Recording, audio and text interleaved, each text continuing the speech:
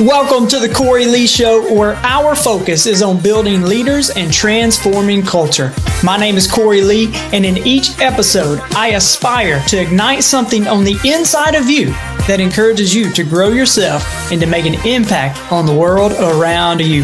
Welcome to the Cory Lee Show.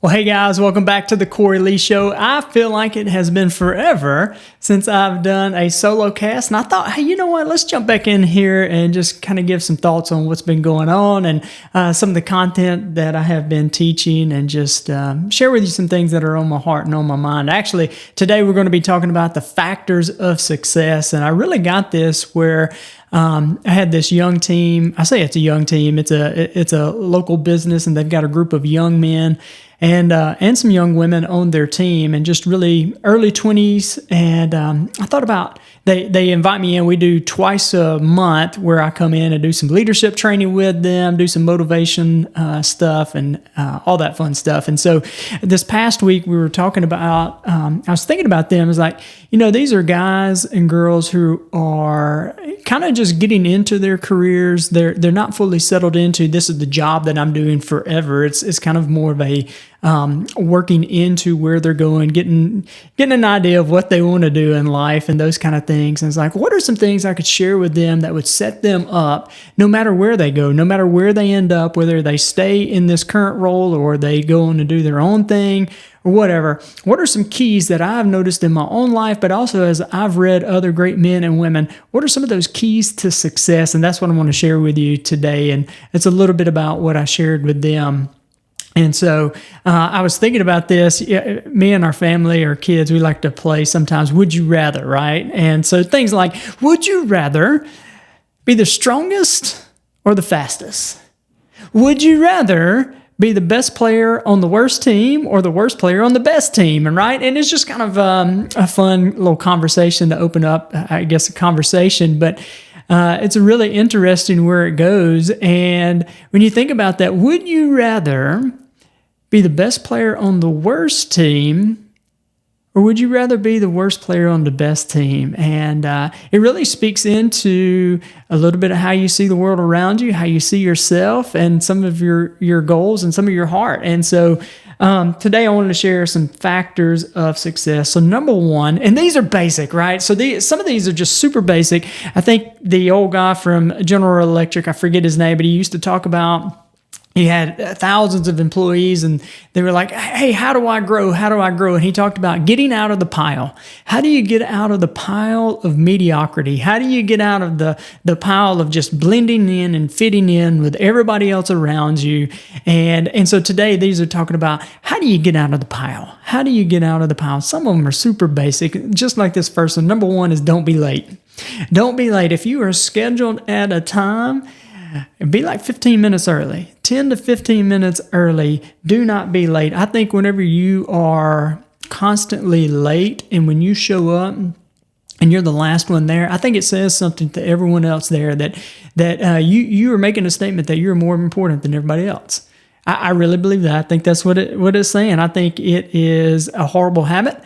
I think it is disrespectful to the people who show up on time, who are there, who are ready to rock and roll. And I heard a mentor say, I never really thought about this until I had a mentor say to me one time. He was telling me his experience, how he was going into this job interview. And this was somebody that he kind of knew, his dad and this business owner, they were friends. And so he was supposed to be there at like 10 o'clock, and he arrives at like 10:03. And whenever he arrives, he goes to push the door to open the door to the office, and the door's locked. And he knocks on the door and nobody comes. And finally, he calls the business owner that he's supposed to be meeting with. He said, hey, I'm at the door and it's locked. I can't get in. Would you let me in? The guy said, hey, you're 3 minutes late. You're going to have to schedule another time. And wouldn't have the interview with him at that time because he was 3 minutes late. And he said it taught him a lesson about valuing not just your time, but other people's time. Time is our most valuable asset, right? Like it's something you'll never get back. And anytime we do anything, we are literally trading our life for that activity in that moment. It is something you'll never get back. And so oftentimes I'll tell people when we do our leadership trainings that you are literally trading your life to be here right now. My goal is make that a worthy trade of your time. You right now listening to this podcast, whether you're watching it on YouTube or you're listening to it through Spotify or wherever else you listen, you are literally trading your life to hear this content. My goal is to make it a worthy trade of your time. So never be late. Like show up, be prepared. And so number 2 is do what you do with joy and excellence, right? Like skills can be taught. I work with leaders all over the country and they talk about the skills. They can teach the skills.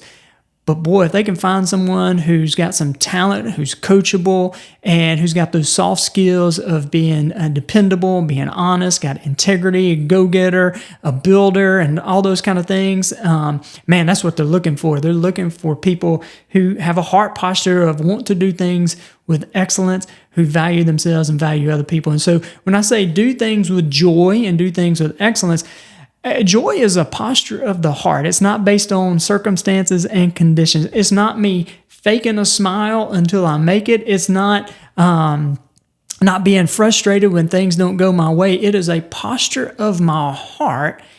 And no matter what the circumstances and conditions are, I am filled with joy. And I hope this is coming across pretty good. There are bad times. There are things that happen. There are bad circumstances, and there are times for sadness and stuff. But it still doesn't take away the joy that I am filled with joy that I'm still alive. I am filled with joy that I get to be a part of this generation. That I get to be a part of advancing the kingdom of God in this generation. Man, I am joyful. There's a posture of joy in my heart. I met a lady, I was flying this past week. I flew out to Sacramento and back, and this lady, she was behind me getting on the flight from Sacramento to Dallas, and then from Dallas to Memphis. She was right behind me again, and so we connected, and so she lives in Sacramento, but originally from North Mississippi, which is where I'm from, and just as I was speaking to her, you could just feel the joy that this woman had as she talked about her life and the things that she used to do and the things with her husband and things with her kids and now her grandkids. You could just feel the joy in her heart as she spoke. And so joy is a posture of the heart. Doing things with excellence. We want to do the things that we do with excellence. When we begin to do the insignificant as if it were significant, we've proven that we're ready and prepared for the significant. And so don't despise the day of small beginnings, right? And so do what you do with joy, do it with excellence. You can choose your attitude. Your attitude is your choice. This is something you guys, if you've been listening to my podcast for a while, it's something you heard me talk about a good bit. If you've been in some of our trainings, you've heard me talk about this. Your attitude, my attitude is my choice. I can't control the things people say to me. I can't control the things people do to me. But one thing I can control is my response, is my reaction. And in the book, Man's Search for Meaning, Viktor Frankl, he talks about this. Viktor Frankl, he was a Jewish psychiatrist, and he spent some time in Auschwitz, and he makes this pretty powerful statement. He talks about when they came and got him, and they loaded him on the train. They took him away from his family. They took him away from his home, and then they got him off the train at Auschwitz. And as soon as they got there, they took away his possessions, took away his watch, his wallet. And then right there in front of everybody, they stripped the man naked, took away his dignity and his pride. And then they gave him some new clothes, and on these new clothes, there was this number written right across the chest. And that number was now his identity, is now his identification mark. That's what they had to call him, number 57321, whatever it was, right? No longer could he be called Victor. But he makes this powerful statement. He said, every freedom can be taken away from a man, except for one. They can take away his possessions. They can take away his family. They can take away his dignity and his pride. But there's only one freedom that they cannot take away. It has to be given. And it's the ability to choose one's own attitude, one's own response. He said between stimulus and response lies this space. And in this space lies our power and our freedom. Think about that. Between stimulus, maybe somebody punches me in the mouth, right? And then my response, sometimes it's in the blink of the eye, but there is this space, there's this window of time, and in that window of time, he said, that's where my power lies. That's where my power to choose how I'm going to respond to this stimulus. And that's a powerful thing. Your attitude is your choice. Some of you heard me tell the story about our son. He comes to me, he's just mad, right? Boy, he was mad. Ooh, he was so mad. And he had a little tear coming down his mouth, a little bottom lip was poking out a little bit, and he was just so mad. I said, Colton, man, what's wrong, man? He said, oh, just Brady made me so mad. Brady made me so mad. And Brady's, at this time, his 3-year-old brother, and I got to talking to him a little bit more, and apparently Brady had said something that made him mad. And I told Colton, I said, Colton, if somebody else can make you mad, if somebody else can make you sad, and if somebody else can make you glad, then you've been had. If somebody else can make you sad, mad, or glad, you've been had, because what you've done is you've given somebody else complete power over your emotions, over your right to choose your own attitude, and you're far too valuable to be given that kind of power away. So your attitude is your choice. Here's one other thing I thought about sharing with the young guys is leaders are typically very good decision makers. And a lot of times people come to them with all these problems. Talk about problems. Here's the problem. Here's the problem. Well, I really wanted to shift their mindset, and I really want to shift our mindset. Instead of looking at all the problems, yes, what if God is allowing you to see the problem so you can, because he wants to offer a solution through you? And so one of the things I want to challenge these young leaders to do is anytime you see a problem, you go to your leader with this, what's called the 1-3-1 solution, all right? 1-3-1. What's the one problem? Based on that one problem, come up with 3 solutions. And then of those 3 solutions, what is your one favorite? Right? And so you're providing this to your leader. You're saying, hey, here's the problem. Based on that problem, I thought of 3 solutions. And of these 3 solutions, I think this is the best. But, you can make your own choice as the leader. And so never bring a problem without bringing a solution. Number 3, I talked about getting into rooms that you're not the best.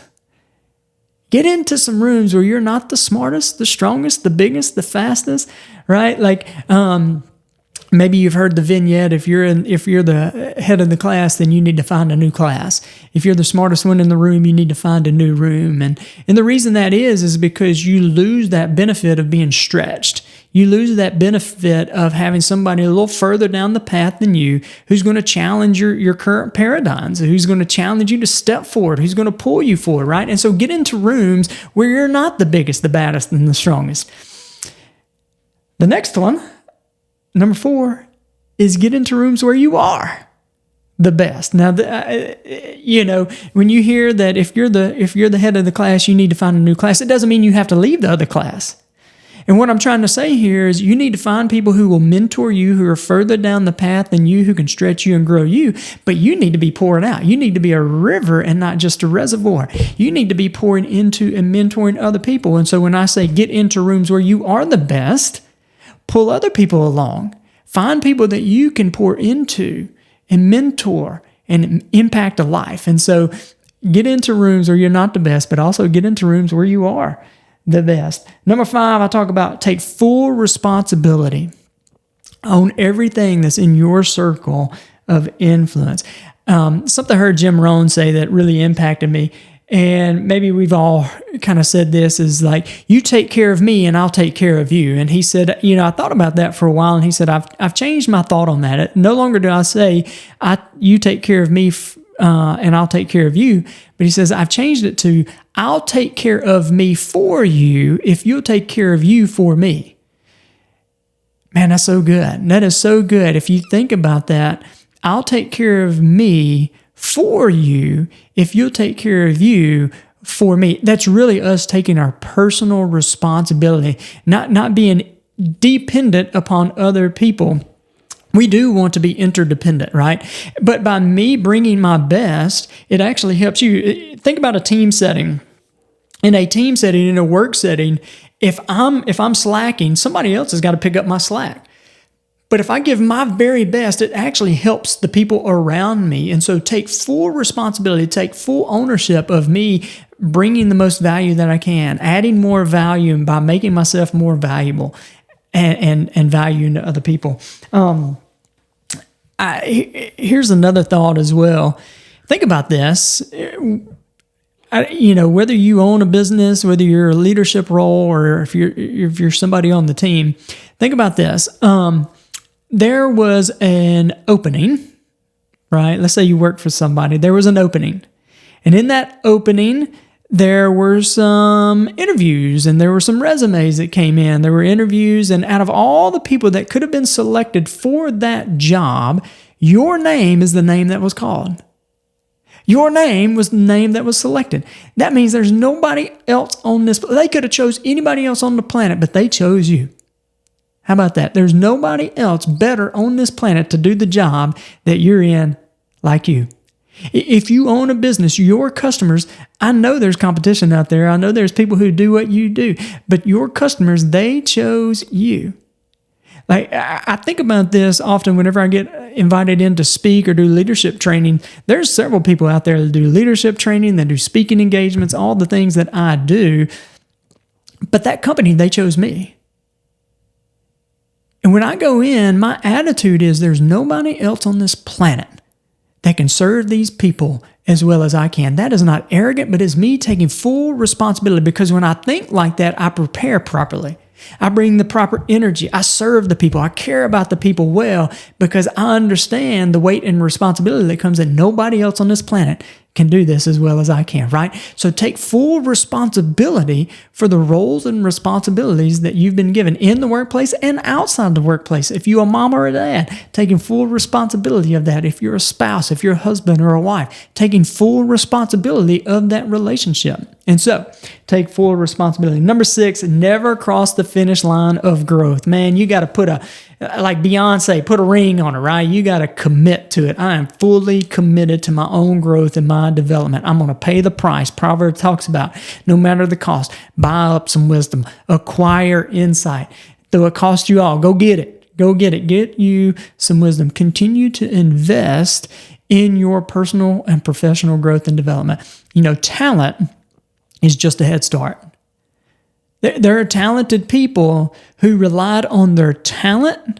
They didn't begin to cultivate their talent, and they were soon bypassed by people who didn't start out with as much talent, but they began to cultivate and put in the work, and they bypassed the people who just settled on their talent alone. Talent is not enough. Talent is simply a head start. Growth is the only guarantee that tomorrow will be better. And if I'm not growing today, then I am today all I will ever be. And y'all, that's more depressing than it is inspiring to me, right? So I want to grow and develop. I cannot lead you tomorrow based on today's leadership understanding.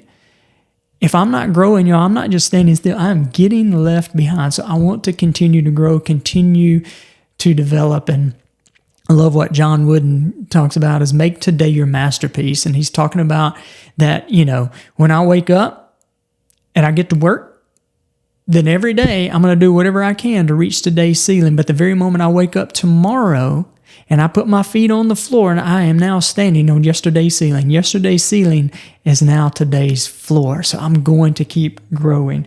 Hey guys, I hope you are enjoying this episode of the Cory Lee Show. Y'all, I am on a mission to build leaders and to transform culture. So if you're looking for a speaker who speaks directly to the heart, a mentor to come alongside you and your team, or if you're in a position where you're looking for a personal coach who embraces where you are and also believes in who you could become, then I would be honored to walk this path with you.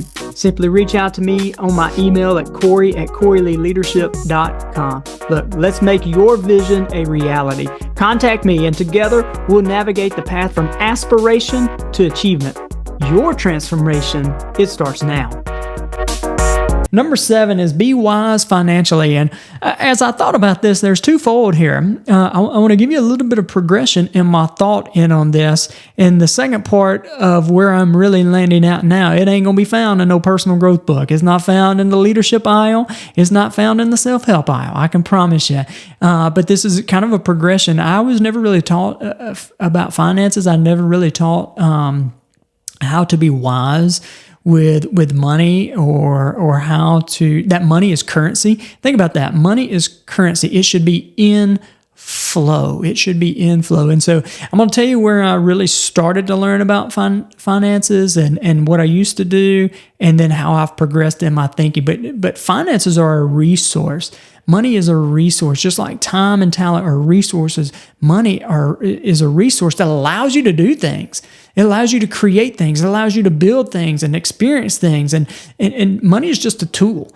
It can be used for evil. It can be used for good. It doesn't have emotions.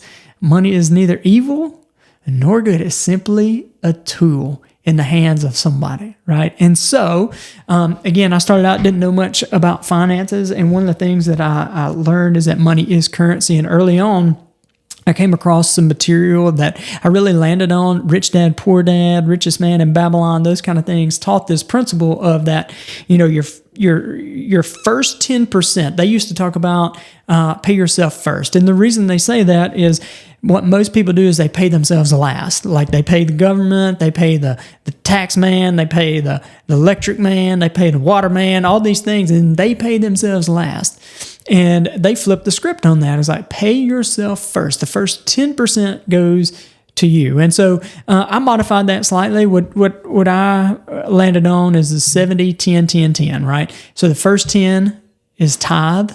So you can tithe to a church, do something to charity, whatever. But that first 10% is the giveaway. The second 10%, it goes into a savings account. The third 10% goes into an investing account. And so for me, I'm not necessarily talking about mutual funds and those kind of things. This is just an account that I have set aside that I stash cash to, that when opportunities come, I can take action on it. I often hear people say, man, I wish I could, but I don't have the resources to be able to do it. I never wanted to be in that spot when an opportunity came that I used that excuse of not having the resources available to take action on an opportunity that was for me. And so 10% tithe, 10% to a savings account, 10% to an investing account. And I call that more of a cash on hand type thing. I'm looking for an active investment. Brian Buffini used to talk about how in the morning when he was shaving and getting ready to go to work, he wanted his money to be shaving and going to work as well. Your money should be going to work for you. And then this last 70% is what you live on. That's what you do your expenses, your bills, you do all the payment and live on. So 70% live on, tithe 10%, 10% to savings, 10% to an investing account. Here's where I began to shift though. I was doing this like hardcore, right? Like, man, I got to, as soon as I get money in, I was like, who can I tithe? I got to tithe. And then, I got to save. And then, I got to do this. Finally, the Lord said to me once, why don't you just be a generous person? Why don't you quit worrying about that and just be generous? Like, why are you so, y'all, there's wisdom. All right. So you balance this. All right. But for me, I was so caught up on, I got to tithe, I got to do this, I got to do that. And the Lord's like, he was shifting my paradigm, but also shifting my heart posture of, why don't you just be generous? Live a generous life. And I started doing that, and wow, man, such a blessing. I don't even keep up with, how much we give away, how much we give to charity or other people and all that stuff. And man, it's just been such a blessing. And where I've shifted now is just to totally rely on the Lord for finances. And it's something that I'm growing in right now, something that I'm learning about right now. We were in a season, this is probably about a year ago. This is an amazing God story, y'all. We built this building. I'm recording in our podcast studio here at the Well in Tupelo, Mississippi. Really felt led to buy this building. We didn't have the money for it, or we didn't have the cash on hand to buy it at that time. but we bought it. We were able to buy it, and this building was costing us about $5,300 per month just to run it before we started renting out the spaces, right? So we built it to create office spaces for people to rent, and those kind of things. But we were doing some updates, and while we were getting these updates ready, it was costing us about $5,300 a month. And I don't know how loaded you are, but $5,300 per month, man, that'll drain a bank account pretty quick. That'll drain a bank account pretty quick. And I can remember I was writing a check for our mortgage, and I was about to write a check for maybe our electric bill or something like that. And I looked at our account and I said, I remember praying to the Lord. I was like, Lord, we've got enough for this month. Like, we'll be able to cover this month, but next month, I don't know. We don't have the money in the account. My contracts with the companies are running up, so I don't have any new contracts coming in, and we don't have any renters that will cover this for next month. And this is what I felt like the Lord say to me. I felt the Lord say, speak. I'm like, speak? What in the world are you talking about, speak? What does that mean? I'm like, speak, what do you need? And so, I had no idea what to say. I was just like, I speak life into our bank accounts. I speak life into our building here. I pray that you would attract people to our building. I pray that you would draw the right tenants here who need what we can offer, who we can serve well. And I just started speaking the things that we need. And after that, I was like, well, what do I do now? And I firmly feel like the Lord said, well, believe. And I was like, I got that, right? I got that. But I need to go do something. I need to go make something happen. What do I need to go do? And he said, just believe. He said, you spoke it, now believe it, and you watch what I do 1 week from now. And y'all, I'm not exaggerating. I'm not lying. Many of you listening, you've heard me tell the story. God just showed up. It was amazing. In a 7-day period of time, I had a guy reach out to me and said, hey, I want to buy 10 of your books. Oh, and by the way, I want to give $500 to your ministry. We don't even have a ministry, right?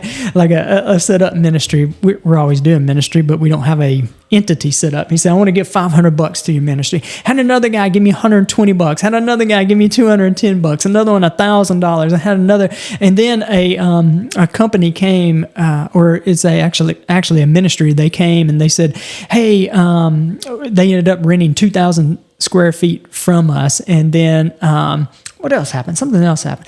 Oh, I got a call from a church to be the interim youth pastor at this church, all within a 7-day period of time, y'all. And then the cherry on the top, I go to Chick-fil-A, and I'm ordering my food.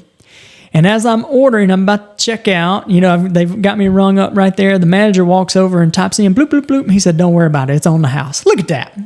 Ain't God good? Come on. Come on, y'all. How wild is that?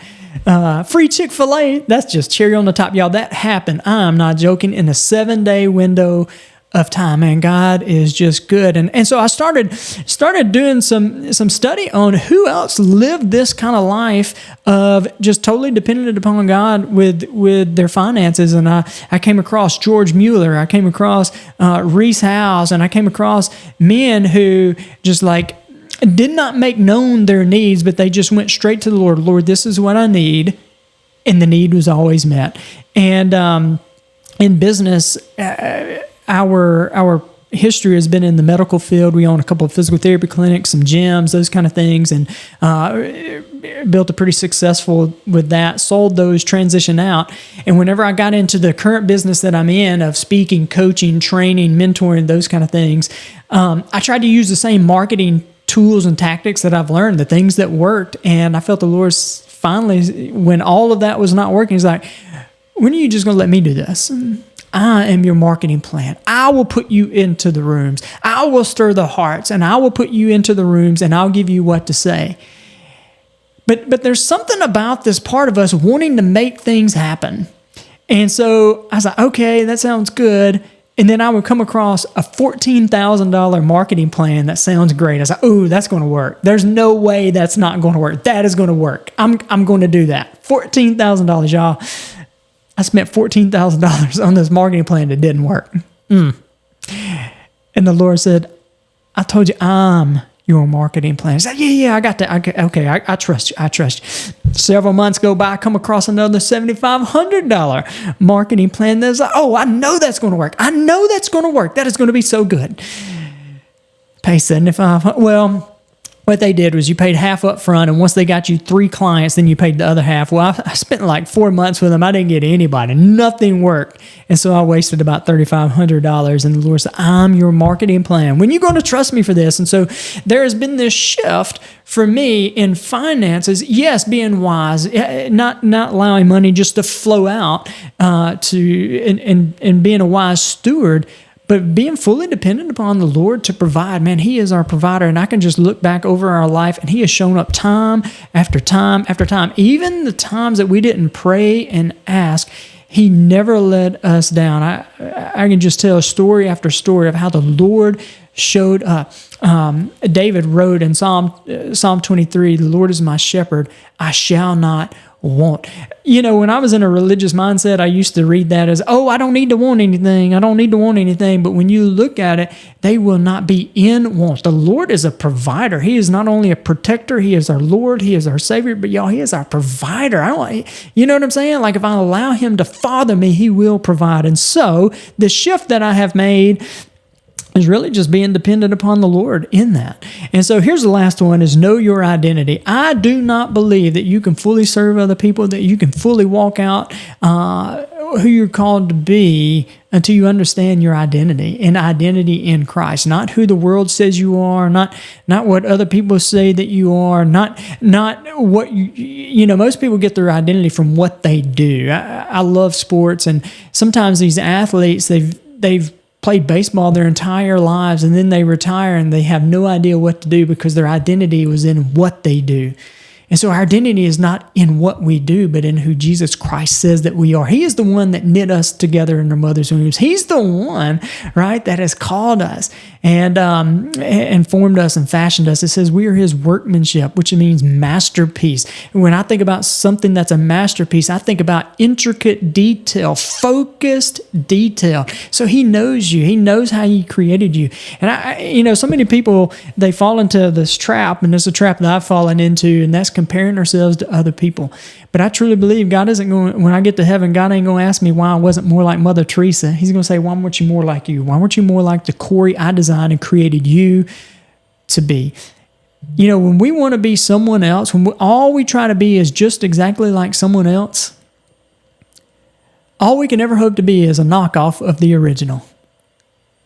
We like the Equate brand, right? You the Equate brand of the original. And I truly believe that if you understood who God called you to be, you wouldn't want to be anybody else. And so here's what I want you to do. I want you to enter in with me right here. We're going to go into an encounter, if you will. And if you'll do this, I believe this will be a very, very powerful thing. I've done this in churches. We've done this in businesses. We've done this in high schools, junior highs, colleges, and it's so profound. And so I just want to challenge you to enter in with me. And if you got a sheet of paper and a pen, or if you got your phone, you can go to your notes section. I want to challenge you to write down all those lies that you believe about yourself.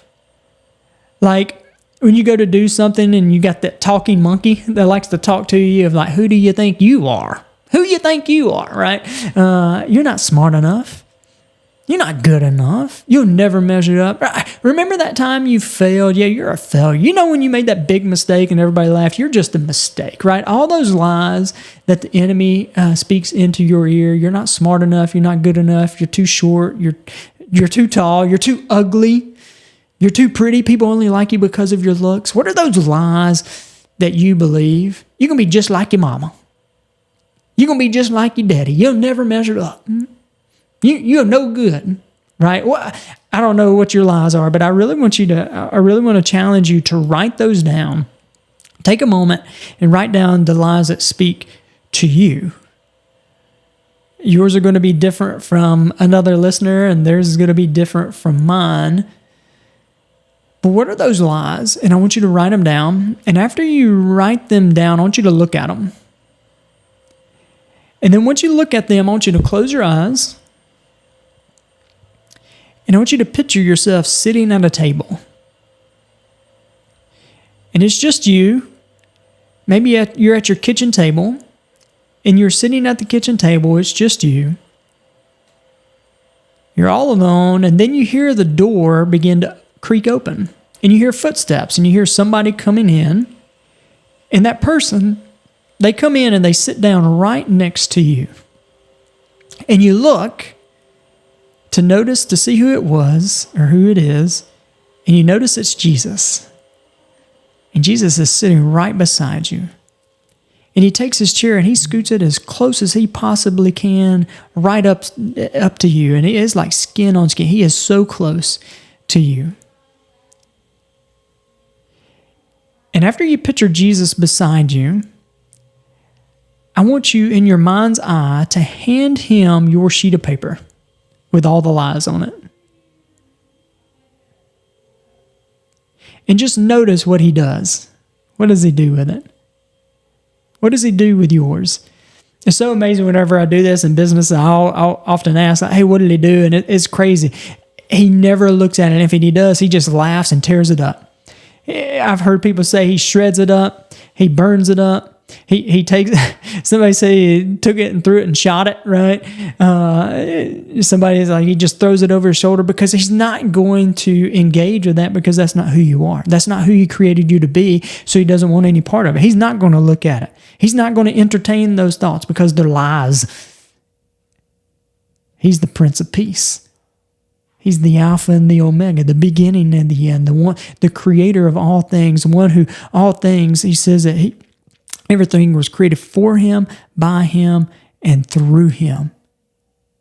He is the one who is, who was, and is to come. He knows you from beginning to end. He's not going to look at those lies. And so I want you to go back and close your eyes and picture Jesus right beside you and say, Jesus, who do you say that I am? Now that's the most important thing. Who Jesus Christ says that you are. Walking out that identity, boldly walking out that identity, will change the course of your own history, potentially the course of history of those around you. God wants to use you, and he wants to do mighty things. It's no accident that you and I are here in 2025 in this generation, that we get to be a part of this generation. Come on, that's exciting. And so, hey, I hope today has added value to you. These are just some thoughts that I put together last night as I was getting together with this team earlier today, these young guys, and just wanted to add value to them on success factors. And, the world's got some success factors, but the kingdom is an upside down kingdom. It's different from the ways of this world.